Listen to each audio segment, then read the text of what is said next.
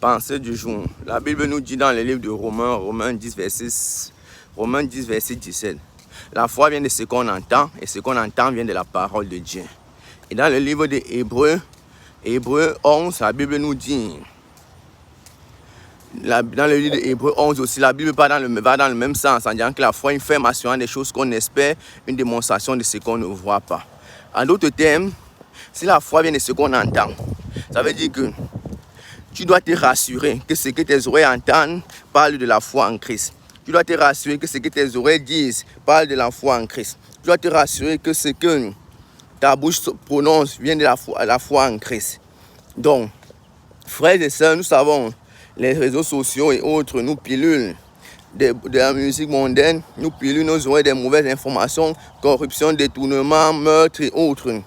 Ça, c'est une façon aussi pour le roi de ce monde, de nous spoiler. C'est une façon pour le roi de ce monde de nous empêcher d'écouter la bonne nouvelle. Toutes les fois, tu mets le journal, ce n'est pas quelqu'un qui est mort, ce n'est pas quelqu'un qui a détourné, ce n'est pas quelqu'un qui a fait ceci, cela. Il y a même de bonnes nouvelles.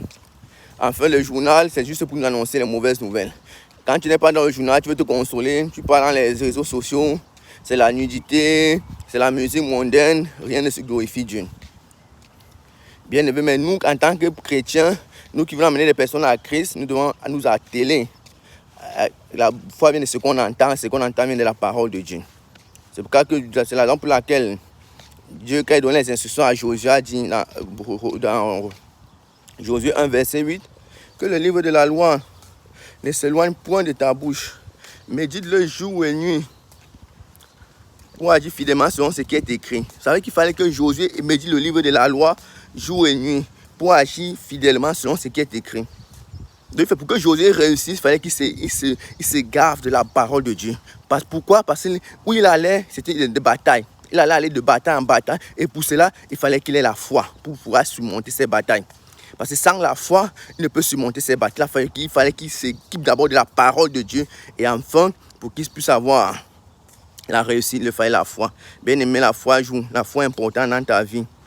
Laissons la musique païenne, laissons ceci. Gave-toi de la méditation, par la méditation de la parole de Dieu, par la prière, par les jeûnes, par l'intercession, de toutes autres choses qui concourent bien au bien de ton être spirituel. Et quand ton spirituel réussit, à coup sûr, ton physique ou ton charnel va réussir. Sois béni au nom de notre Seigneur Jésus-Christ. Amen.